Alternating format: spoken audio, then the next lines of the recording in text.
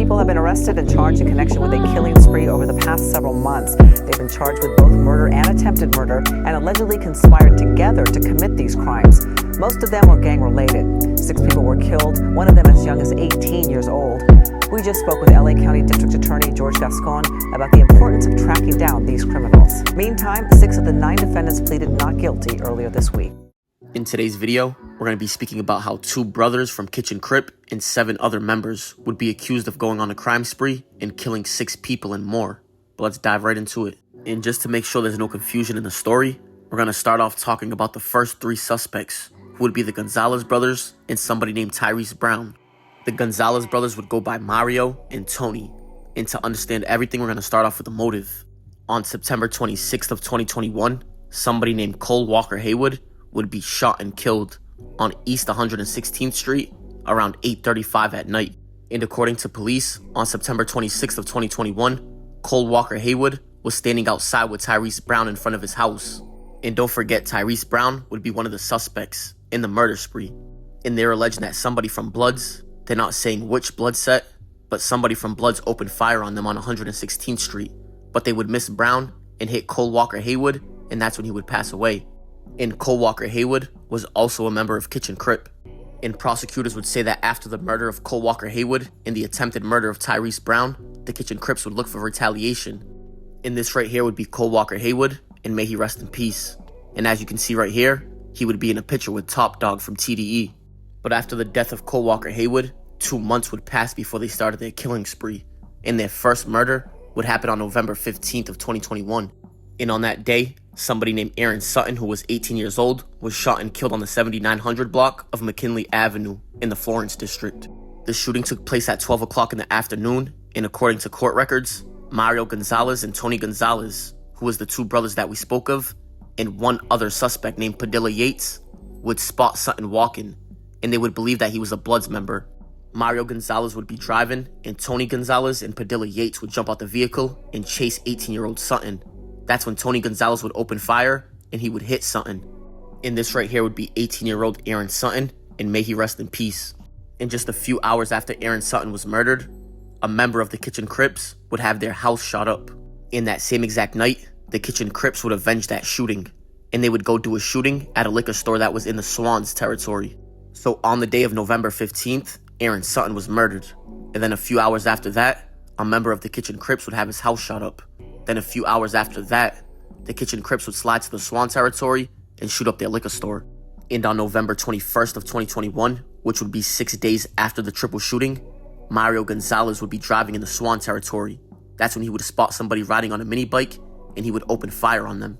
However, the person on the mini bike wouldn't be shot, and Mario Gonzalez would shoot somebody else in the background.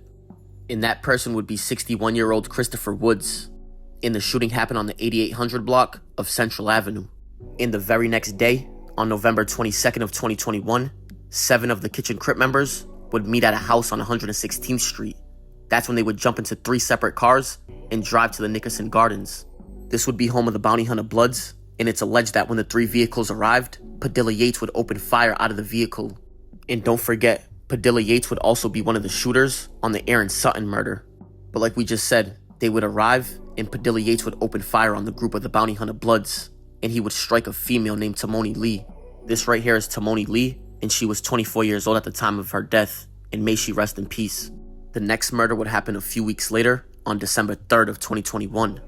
And on this day, it would be a triple shooting that left 2 people dead. And one of them people would go by the name of Martin.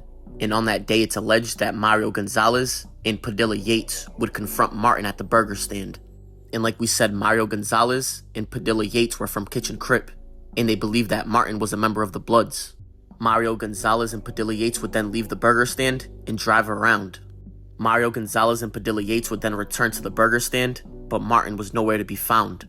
That's when Gonzalez would jump back in his vehicle and drive around. He would then see Martin standing at a bus stop. And after Mario Gonzalez seen Martin at the bus stop, he would return to the burger stand, and he would tell Padilla Yates and somebody else named Maratala.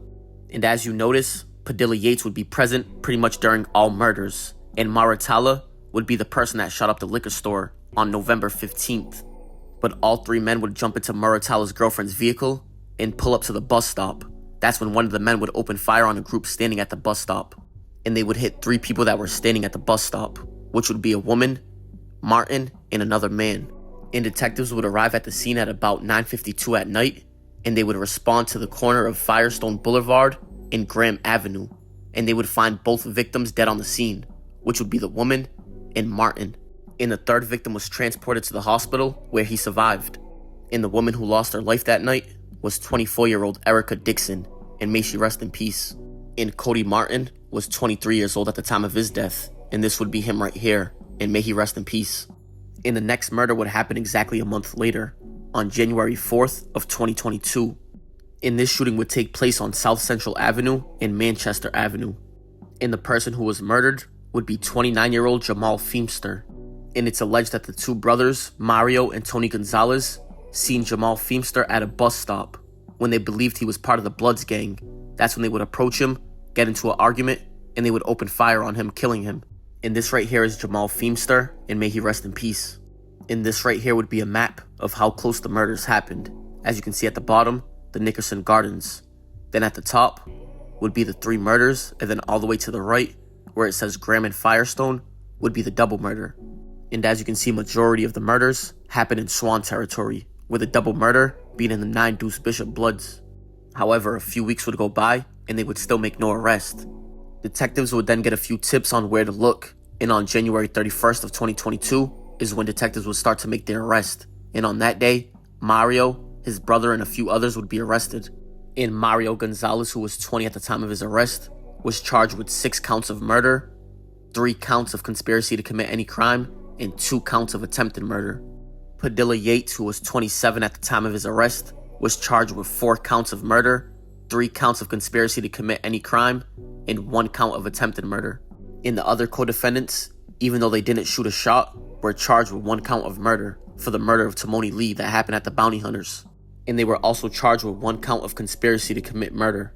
And the last person to be arrested would be Tony Gonzalez, who was 21 years old at the time. And this would be the brother of Mario Gonzalez. And for some reason, he was only charged with 1 count of second-degree robbery. He wasn't charged for any murders. But after about a year, the prosecution would refile this case, and they would try Padilla Yates and Mario Gonzalez together, and they would try all the other co-defendants on the same case, which would be just for the murder of Timoni Lee. And even though Padilla Yates was the one that allegedly pulled the trigger on the shooting, they would still be found guilty of 1 count of conspiracy to commit any crime and 1 count of first-degree murder by a jury. And they would be found guilty on July 29th of 2024. And they would all pretty much receive the same time, which would be 25 years to life for count 1, which would be conspiracy to commit any crime, and then 25 years to life for count 2, which would be first-degree murder, and they would have to run them consecutive. So 50 years to life. However, like we said, Padilla Yates and Mario Gonzalez were tried separately, and they're still currently waiting to go to trial. And once that's done, we'll keep you guys updated. But that right there is going to wrap it up for this video, and I appreciate you guys for tuning in. Comment, like, and subscribe. It's Respectable Rants.